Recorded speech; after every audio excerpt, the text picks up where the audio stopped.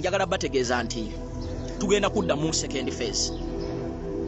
Tugenda kutandika okutambula okuyita mu bannayuganda phase ey'okubiri. So buli munnayuganda teekateeka president agenda kuba abatuukako mu ssaawa yonna. Kye tulina okukola kiki? Buli president wagenda okutuuka tugifuule battleground ntusobola okutandikirawo revolution yaffe ne tusonga paka mu kibuga Kampala. Tubeere ku set kyonna ekijja kyonna ekitandikibwawo tusobola okikozesa. Nanti phase 2 etuuse tubiddamu. His Excellency Robert Kyagulanyi Ssentamu ayagala kubakwata awasinga okubaluma. Anti yakugamba nti gwe woolabira ddala ng'okutte ne bayomba otegeera nti awo wewali ekizimba oba onyigira ddala tota. Bwe yagezesa luli n'atambula phase 1 yabakangamu ne balaga nti obulumi bungi era ne bamuteekako amateeka gonna. Ne bateekawo embeera yonna ey'okutiisatiisa ey'okutega zibbomu bamukanga abiveeko. N'ategeera nti bwe ntambula kibayiisa bubi, bwe ntambula tekiba kyagalirako ddala. N'alangirira nti bwakomawo phase 2 eteekwa okuddamu. Kakati tuli mu nteekateeka eza phase 2 era bannayuganda bonna beesunze. Bangi babadde babuuza phase 2 eddamu ddi? Omukulu alangirira ayogere phase 2 eddamu ffe twetegese tujja kumugoberera. Kakati nno Kyagulanyi Ssentamu budde bwonna yabagambye nti phase 2 agenda girangirira ewatali kuyisa wadde ebbanga. Kitegeeza nti ne mu wiiki eno gye tutandika enkya asobola okulangirira tutandika okutambula. Bannayuganda bakyusizza mu nnwana. Bagambye nti Museveni tumukubye emizannyo gye mwennyini. Mu kubeera nti takyayagala bannayuganda kukuŋŋaana, walaba bakuŋŋaanya ateekawo obunkenke, ateekawo amagye ne poliisi bagumbulule bannayuganda. Kitegeeza nti bannayuganda takyatukkiriza kukola byaffe. Kyokka ate bo bategeka enkuŋŋaana ezaabwe ze balaba nti bafunamu. Ze balaba nti zaakusiriwaza bannayuganda kubakuumiranga mu bivvulu. Bo babinyumirwa kubanga bakimanyi nti bannayuganda tusobola okubakuumira mu bivvulu. Ne tubakuumiranga mu myenge ne batamiiruka. Kati bannayuganda bakyusizza ennwana ne bagamba bwe kibanga bagala tukuumira mu bivvulu, kwategeka ebivvulu tubigendemu ffenna. Bwe tutuuka mu bivvulu gye tuba tutandikira ekintu kyaffe. Kati bannayuganda beewera nti Kyagulanyi Ssentamu kasita agezaako okulangirira phase 2 ne bagisazaamu oba ne bamuyiira amagye nti gamulemesa okutambula nga bwe twakirabyeko ku kitebe kya NUP ku Independence. Tewali n'omu gwe bakkiriza kusala kuyingira ku kitebe kya NUP.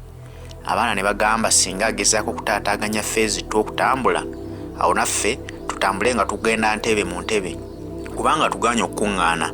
Kakati lwaki tuba tetumulumba n'atubuulira ensonga ki entuufu gy'atugaanira okutambula? Tumenye etteeka ki? Bannayuganda bagamba nti awo tumulumbe entebe abitunnyonnyole. Bw'agamba nti nno bategese ekivvulu ky'abayimbi, bino bye bategeka zibbato Bebekulu Jose Kamiliyoni. Bannayuganda bagamba bagenda gigendamu mu bungi. Bakozesa advantage eyo kubanga wali babeera kumpi ne Nakasero. Ekivvulu oluggwa nga balumba Nakasero State House nga babannyonnyola lwaki temukyatukkiriza kuŋŋaana ate nga abalala bakuŋŋaanya abantu abangi bomu baleka ne banyumirwa Uganda. Uganda erimu abaana n'ebyana. Kakati awo bwe bunkenke Mwai Museveni bw'alina. Bw'awulira bino abamufumbira omutwe naye ng'ayongera okufumba. Akimanyi bannayuganda bwe mbalemesa okutambula alina bagenda kunfumbira omutwe bannumbagane eno gye ndi. Kakati naye afumba omutwe yeebuuza mbakkirize batambule tebagenda kundabisa nga bwe bandabisa mu phase 1 oba mbalemese batabuke balumbe entebe kubanga jjukira bali bategese okunona His Excellency Robert Kyagulanyi Ssentamu entebe baamukwata bukwasi ne bamubuzaawo. Bannayuganda ne bagamba kitegeeza nti ffe entebe tubadde bakutuukayo entebe tulwana n'omukulembeze waffe kati olukuŋŋaana lwaffe balusazizzaamu.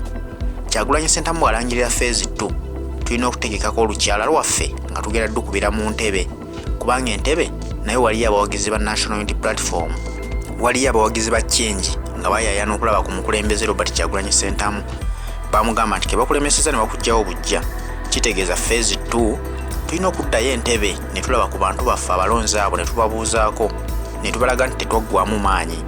Kati tubirinze phase 2 Museveni agikkiriza tulina olukuŋŋaana lwaffe entebe, oba agigaana tulina okumukyalirako entebe atubuulire lwaki agisazizzaamu. Byenawulidde nabiwulidde ebyawuno omuvubuka Ssefuko bw'abanga yafunye accident naye akaseera kano keyafuniddemu accident Katonda bw'aba yamuwadde omukisa okukuba okola kye bayita intercession akijjukira ekyo. Ebiseera ebisinga tuwogera not because tulina obukyayi naye ffe tumanyi kyekitegeeza okubeera mu nsi nga bw'ofuna obuzibu basobola okufaako there and then. Mugenda abavubuka ne mukuutira abantu bano akadingidi naye gwe weebuuze lwaki bo bannannyini kintu kino abakiryamu tobalaba mu face mu gundi nga boogera. Abantu abalya mu gavumenti eno banene mwe babakozesa nga gundi toilet paper. Naye mu olw'okuba abantu abamu abaavu kasaba kuwaayo ekyokulya mmere ya leero ng'olowooza nti gwe osinga Salimu Salo okwagala NRM, nti gwe osinga Amama Mbabazi okwagala NRM, nti gwe osinga bano abaminisita abagiryamu, nti gwe osinga abaana b'abanene abalya mu gavumenti olw'okuba bakuwaddeyo kyolo n'oyogera ebikikinike. Naye yo si yebadde ensonga yange endeese. Ekindeese njagala bategeeza nti tugenda kudda mu second phase. Tugenda kutandika okutambula okuyita mu bannayuganda phase ey'okubiri. So buli munnayuganda teekateeka president agenda kuba abatuukako mu ssaawa yonna. Kye tulina okukola kiki?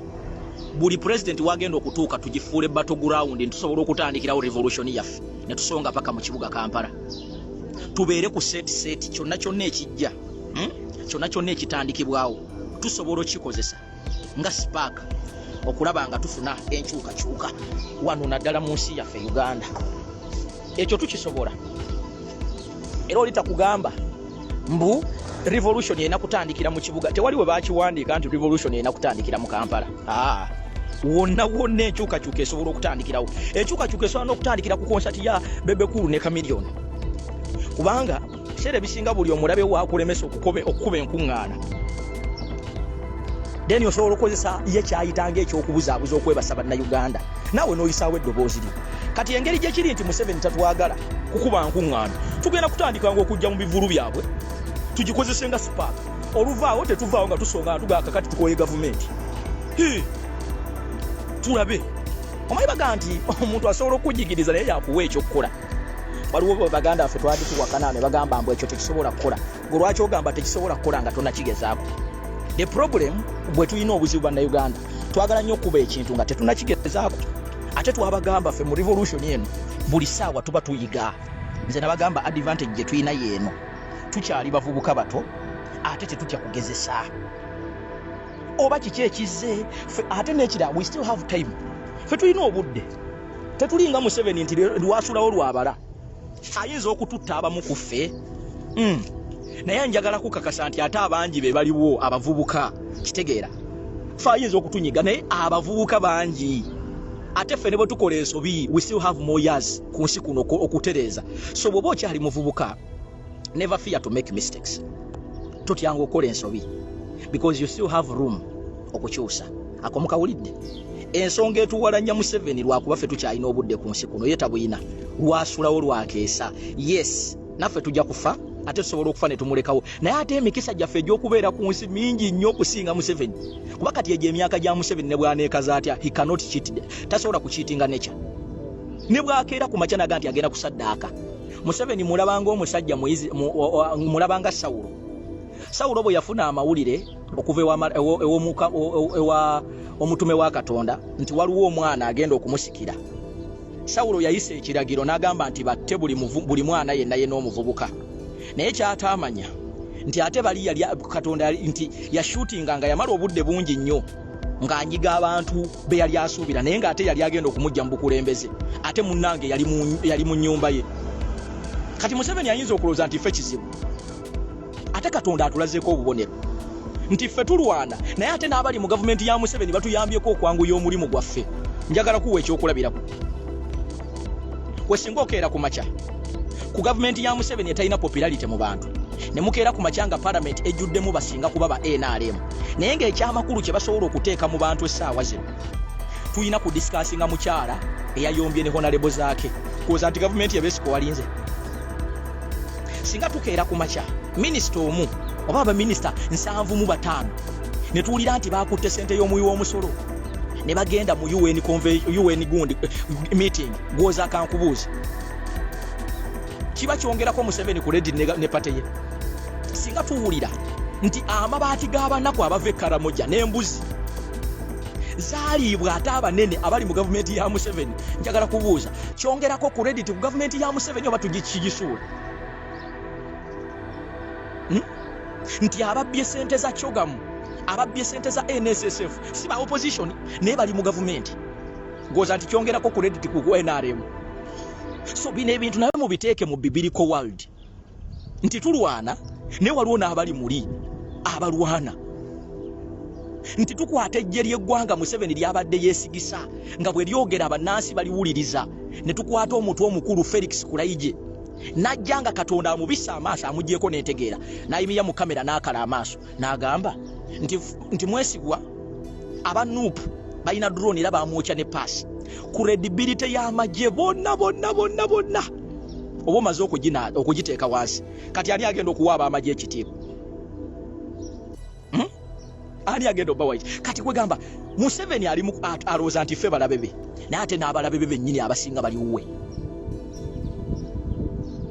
kubanga byonna bye bakola teri kintu kikolebwa NRM ne kijyongerako buli lunaku buli ekikolebwa kiginnyika gavumenti ya Museveni yali mu buyinza abantu bali mu kukaaba sente zaabwe za Equity Bank gwe kyoga nti gavumenti ya Museveni bajyogerako birungi byerere Museveni ne ttiimu ye balina okulonda gavana wa Bank of Uganda tugenda mu myaka 2 tetulina gavana Bank of Uganda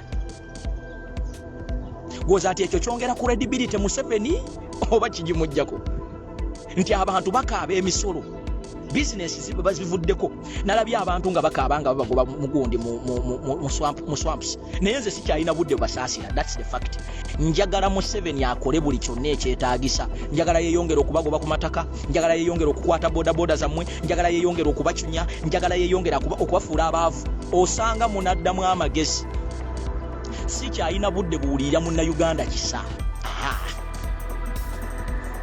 era buli lwe naalabanga gwagobye ku ttaka eno nga nkuba guddiyikudde buli gwe naalabanga ng'akwatidde boda kubanga bwe tubagamba nti bannaye ensimbi mugamba mukola mmere ya leero kati buboda kababukwate babuteeke ku police station mufune ekyokukola bwe munaalabanga nga wiseefuuwiddwa olw'okuba tolina kyakkola kwolwo ojjagamba uga nti ate oba neke nali nkola bakanzigyeko mujja kujja so mukulu Museveni bye byembagambye nti Sawulo bwe yafuna obubaka nti omuntu agenda okumusikira agenda kuba mwana wa bulenzi yatandikanga kushutinga aimlessly nga bwolaba Museveni talina tabala era n'abantu babamukolera batukolera indirectly gwe ng'oyina eggwanga lyolaba ng'oyina eggwanga nga Uganda nga almost 75% abalimu bavubuka nga tebalina mirimu ne wajjawo opportunity y'emirimu egisobola okuteeka abavubuka okubeera busy gwate n'ofuna abantu mu gavumenti yo ate ne batandika okujjawo emirimu egyo omanyi ky'oli mu kucreatinga you are creating a society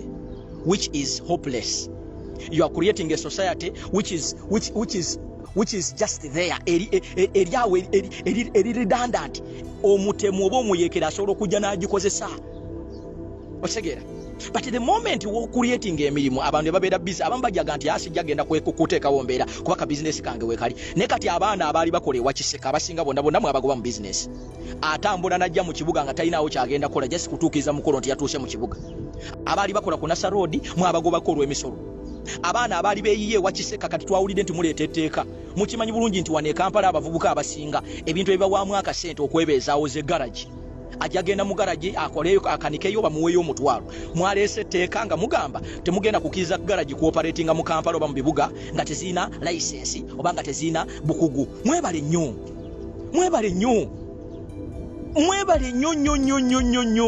aba abavubuka be muli mukumma emirimu enkya be bagenda okunyamba okunkubira ba edikenzo obutayimbwa enkya be bagenda okunyamba okunkubira bashiba enkya be bagenda okunyamba okuwalampa ebisenge byaba abayimbi abakabakabi gwozo omuvubuka ajja kuwulira nti shiba bamuwadde miliyoni 10 nga ye talina kyalya maama ali mudwali agenda kufa aleme mukuba katayimbwa mwebale nnyo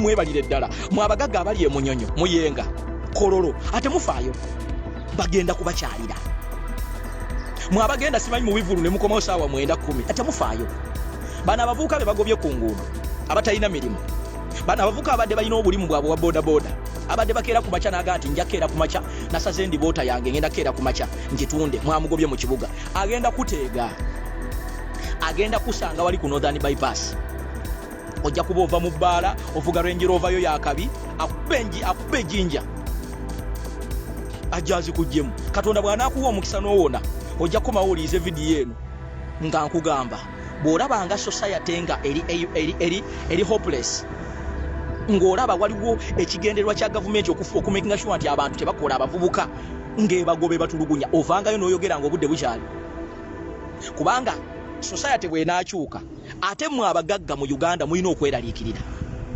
nze mbabuulira people who are rich abantu abasule mu bitundu ebyabagagga mugenda kufeesinga kye mutalabangako because tewali muvubuka agenda kukkiriza nga maama waali mu ddwaliro wali ng'omusawo amugambye nti twagala akakadde kalamba ng'amanyi nti bw'anajja n'akutema ejjambi ajja zifuna ajja kujja ate wano ekirungi e Uganda poliisi tekola oyinza n'okuteesa nayo mukuba ddiru nti omugagga wetuwenda okuyingira alina miliyoni 3 be bakuwa n'emmundu tobiwulirangako nti abapoliisi babbye abantu tobiwulirangako nti ab'amagye bageze ne balumba amaka g'abagagga emabegaawo tubadde tulina obulumbaganyi obw'enjawulo ng'abapoliisi oba ab'amagye ab'ebitongole ebyokwerinda balumba abagagga bakuba amasasi kati mwaba abagagga mwe mugenda okugira ba Eddy Kenzo mwe mugenda okugira bashiba mwe mugenda okugira bano abantu abakozemu ku busente ng'omuvubuka kati kankubuuze era nze nsaasira nnyo bano abantu bw'obanga oyagala okulya sente ya NRM nkwegayiridde bagaye nti kandye sente naye tonteeka mu mawulire ate tebakisobola kati mwe njagala kuwa example y'abano abayimbi abantu batandise okuwulira nti mufuna sente naye omuntu agenda kubuuza abayimbi batuyamba ki mu ggwanga amazima ga Katonda to a smaller extent muyina amakulu but to a larger extent abayimbi be Uganda temuyina makulu.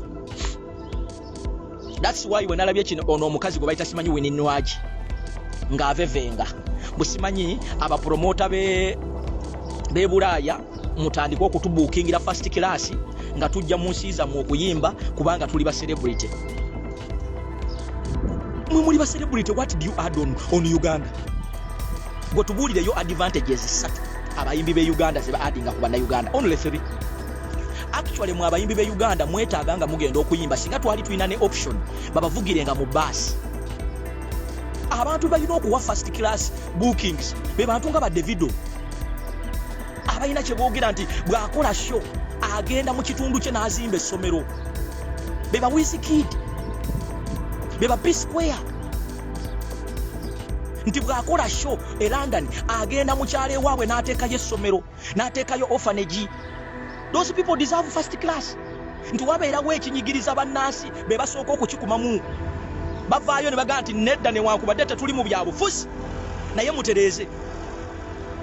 What do you mwe abayimbi be Uganda, what do you mutubeetaaza ki? Abantu abeetaaga first class okubafaako beba abayimbi benkumenyedde abamu ku bo. Diamond Platinum, gende Tanzania olabe achievements Diamond Platinum zakoze. Ayina lebo ewa abavubuka emirimu, ayina TV. Government zimuyita bw'amala okukola sente azinvestinga mu Tanzania n'agenda ku ssomero n'agatimba wadde entebe. Wano David Lutalo yakuba lugogo n'agijjuza eruwero gyava yali azimbye yadde akajiiko ka orphanage yava eruwero nga musiwuufu alinganga lumonde. Bwe mwajja ne muwagira yazimba kyeruwero ayinayo yadde obutebe 5 bwe yawa abeeruwero.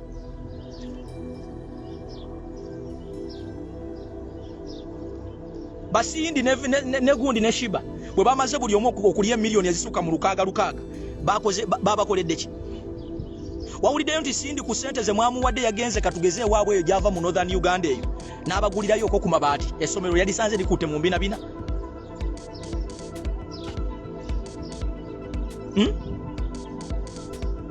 Wininwaji bukya mutandika kumuwa sente ewaabwe gyava yali azimbyeyo ki? Nga n'oluguudo kwayitanga agende uwerwa ttaka wali omulabyeko nga akiraizinga. These are just useless people you want to mwagala okuhypinga. Era mwe basimanyi bapromota ng'okwata sente ng'osasuya abayimbi be Uganda mbo basasuyidde simanyi first class. These useless idiots. Bano abasinga abajega bano ababeera ku TikTok nga bali mu kwewaana na bitundu bya kyama. Nosanga abayimbi b'eggwanga nga bali ku TikTok naye bye boogerako tebiina na ebiyambira Uganda. Ennaku zino baafuuka babuloga ku TikTok. Tunulira ono simanyi tunya kana akavuka simanyi ka aganaga okujjako okunywa enjaga kalina ye ekirala kye kakola kati n'okalaba nako omuyimbi omulamba n'omusanga ng'ali mu discussion ez'okudiscussinga ku ssuubi naye atudde mwe muli useless mwana. If you don't respect kyola ati abantu nga ba Epas mujja kulwawo nnyo bategeera, abantu nga ba King Saka mujja kulwawo nnyo bategeera. King Sako omulaba ng'omuntu bw'omuntu yolinza okuloza ntali serious. But that guy is wise. Oyo guy ku kitundu kwabeera making sure nti akula n'abantu be. Pass. Byakola to oyinza obutabiraba, but these are the people aba changing a society. Oyo aziza aziyoni oyo.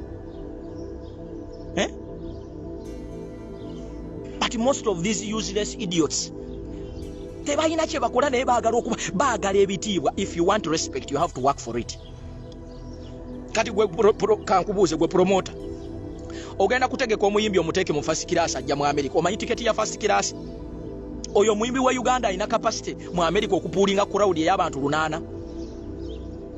Ajina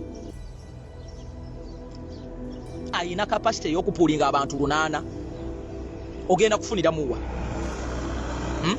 Kubanga abo abayimbi olina okubaliisa, olina okubasuza, balina okulya, balina okutambula obulungi, make up wo, emmotoka zizo.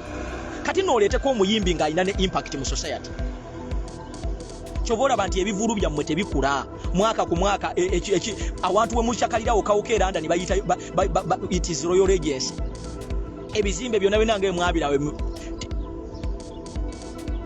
tetubanenya. Some of you just mukula mibiri na myaka naye wano entegeera ntono. Anyway, eyo mpiseyo buyisi. Naye mbadde n'ekintu kye njagala okwogerako kitonotono, njagala kino ekintu kimaking serious. Awaliyo olukwe, Honorable Francis Zaake yonna gy'oli njagala okwebaza n'abantu b'emityana. Banaye abakyala mwebale kubeera mabega wa Honorable Francis Zaake. Abakyala mundagidde ddala nti kituufu kati mwakula temukyalinga zine bano abakyala abamu abaafuuka ebiwongwe. Wabaddewo olukwe, era kino ekintu njagala mukikkirize, kino ekintu kyabaddemu okupanga. Ensonga ya Honorable Francis Zaake okugirweyizinga ku olwo olunaku, ekyo ekintu kyajja kipange. 1. Eyo video yakolebwa ku independence, budde bwa independence, kitegeeza nti time yali eyiseewo. Bwe weebuuze lwaki baagireese kati. Ekisooka, bano abasajja abali mu parliament n'abakazi abali mu parliament tebaagala musajja gwe bayita Honorable Francis Zaake. Omanyi lwaki? Honorable Francis Zaake ye muntu gw'otagenda kugula busente. Ekyokubiri, Honorable Francis Zaake politics gwazanya bannansi abantu ba bulijjo gwe basinga okwagalira ddala. Era tonnalabayo muntu asula njala, muntu abonaabona ng'akonda eminga zaake. Naye omanyi abamukonda eminga be bano bakampoomedde, baddekoraamu, ate nga mu Uganda be batono. Sinalabayo mukyala mu katale ng'agamba nti Zaake yakoze bubi. Sinabayo muvubuka wa bodaboda ng'agamba nti Zaake yakoze bubi, ate nga ffe bangi. Omanyi obuzibu bwe tulina twagala nnyo 1% eno etukontrolinge, kyokka nga ffe ba majority ffe tusinga obungi. Kaakati kino ekintu baatidde Honorable Francis Zaake kubanga yabadde yakamala okuwangula omusango ogw'okudda ku kifo kye ekya commission.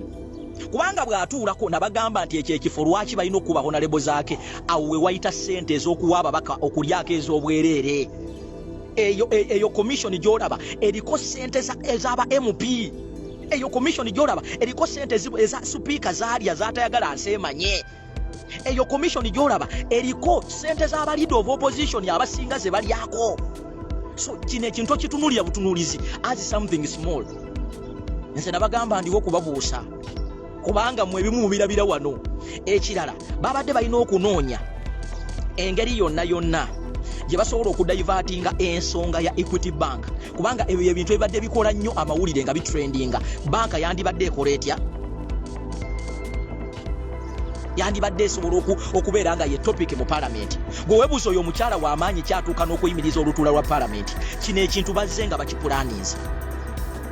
Mbabuulira kino ekintu kyazze kipulaninge. Era kyova olaba nti mubali okwagala okukakanya Zaake be bano ba diplomats.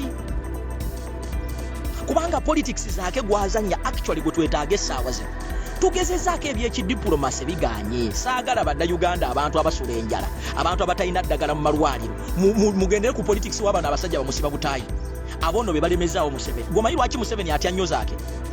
Omanyi lwaki Museveni ne ttiimu y'aba NRM basobola okugyayo enjala ku Zaake? Zaake kyakola kye kituufu. Wano e Uganda bw'oyogera ekituufu obeera mubi. Nti Zaake yakombezaawo n'emirambo egitambula egiri mu parliament egibadde gitoogerangako. Abantu badde bawunyira akamwa mu parliament nga bawunya obumwa kuba teboogera nga bagula obiti ne balya. zaake yazuukusiza emirambo palamenti ebadde yafa palamenti ebadde yafa era ndi wano n'okubategeeza nti zaake emityana bamuteekako kati omusajja ali eyo kino kankibagambe kubanga nze seekwenya waliwo omusajja wa National Unity Platform bamuyita omunyarwanda wa Kabaka agenda akola omulimu ne butiimutiimu bwe emityana balina omupango ndoozo bagwe bagenda okuyitiramu ku luno naye lwakuba nti ali ku kaadi ya nuupu naye gwe bali mu kuyitiramu okulaba nga anafuya zaako emityana era alina bugurupu bwe gye buli eyo naye njagala kumutegeeza nga obudde bukyali muganda waffe omunyarwanda wa Kabaka lwakuba nti tetugenda mu 2026 naye tosobola kujja abantu b'emityana balonda zaake ate zaake nayina omanyi abantu b'emityana basobera njagala mbeere funa obudde ngendeke emityana kubanga abantu b'emityana bafaanana omukulembeze waabwe bwe limala okole nefujjo lizaake nga lidduka emityana ligenda okusanga ab'emityana nga bataddeko embuutu baga yoyo waffe kati badipulomati bano kampoomedde bawulira obusungu ate ekisinga okuluma n'ababaka ba palamenti abasinga nti werukamu y'abantu gye balagazaako ebaluma nti bo boogedde oluzungu olutiisatiisa abantu madamu decorum point of order point of prostitution point of jagwanda point of sinsoso tewali abalaba wa twakuwa politics w'oluzungu